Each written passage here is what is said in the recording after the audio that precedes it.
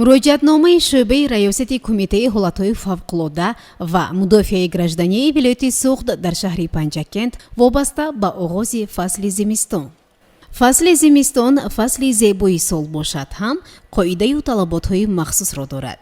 хусусиятҳои асосии зимистон ин боридани барф, яхбандӣ ва сардии ҳаво мебошанд. аз ин ҷост ки ҳангоми боридани барф дар домана кӯҳҳо хавфи фаромадани тарма ба миён омада ҳаракат дар роҳҳои мошингард мураккаб мегардад. мутаассифона аҳолӣ нисбати оқибатҳои таҳшатноки ин фасл беаҳамиятӣ зоҳир намуда қоидаҳои оддитарини бехатарии худ ва дигаронро риоя намекунанд. роҳҳои кӯҳӣ ки айни ҳол барфпӯш ва душворгузар мебошанд аз ронандагон эҳтиёткориро тақозо менамояд.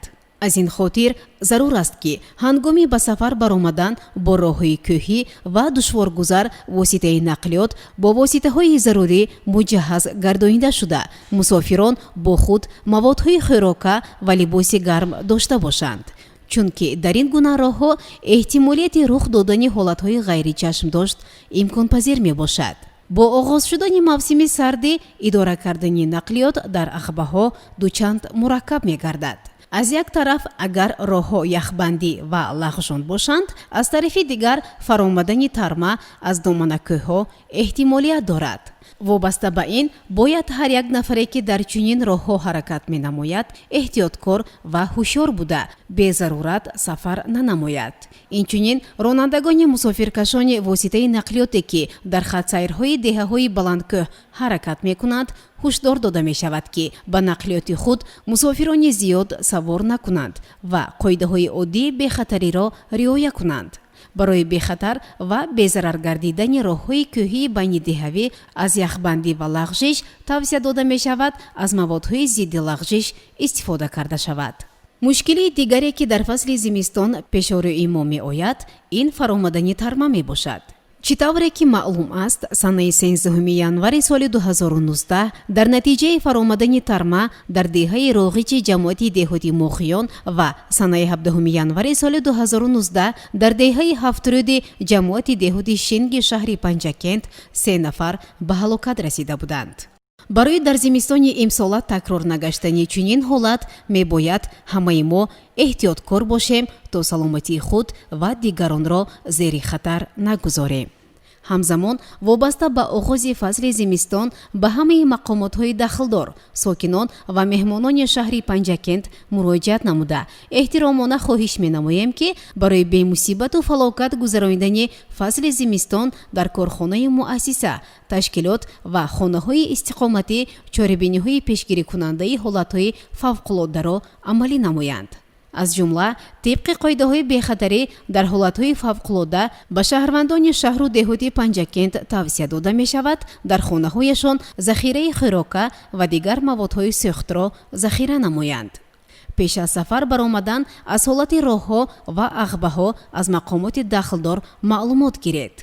ҳангоми ҳаракат дар роҳҳои кӯҳӣ бо эҳтиёт буда бо худ захираи хӯрока, либоси гарм ва воситаи равшандиҳанда дошта бошед. бояд фаромӯш накунем ки беаҳамиятӣ ва беназоратии асбобҳои гармидиҳандаи барқию газии гуногун боиси сӯхтор дар ҳар як хонадон шуда метавонад. қоидаҳои бехатарии истифодабарии ҳама гуна таҷҳизоти гармидиҳӣ бояд аз тарафи ҳайати оила қатъиян риоя карда шаванд. аксарияти аҳолӣ барои гарм намудани хонаҳо аз ангиштсанг истифода мебаранд ва газе ки он ҳосил мешавад хафакунанда буда сабабгори заҳрулудшавӣ ва ба ҳалокат расидан мегардад. аз ин хотир махсусан ҳангоми шабона истифода бурдани ангиштсанг дудкашҳои бухориятонро аз назар гузаронед. ба падару модарон ва дигар шахсони калонсоли оилаҳо тавсия дода мешавад ки ҳангоми яхбандии талу теппаҳо, дарёҳо ва ҳавзҳову кӯлҳо ба фарзандони худ назорати ҷиддӣ бибаранд, зеро хатари ба ҳар гуна фалокатҳо дучор гаштани кӯдакон ба миён омаданаш мумкин аст.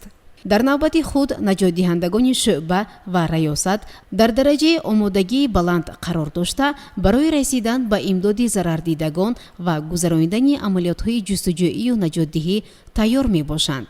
агар шумо шоҳиди ҳолати фавқулода ё бевосита ба он гирифтор шудед, фавран бо телефони 93 880 28 71 93 423 43 43 92 739 35 14 ва 8 34 22 5 15 55 тамос гиред.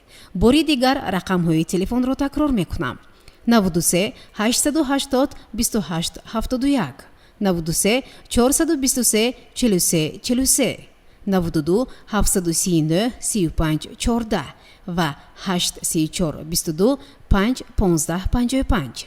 боварӣ дорем ки бо риояи қоидаҳои бехатарӣ ва маърифати баланди инсонӣ сокинон ва меҳмонони шаҳру деҳоти Панҷакент барои рух надодани ҳодисаҳои фавқулода мусоидат намуда дар таъмини бехатарӣ саҳми худро мегузоранд.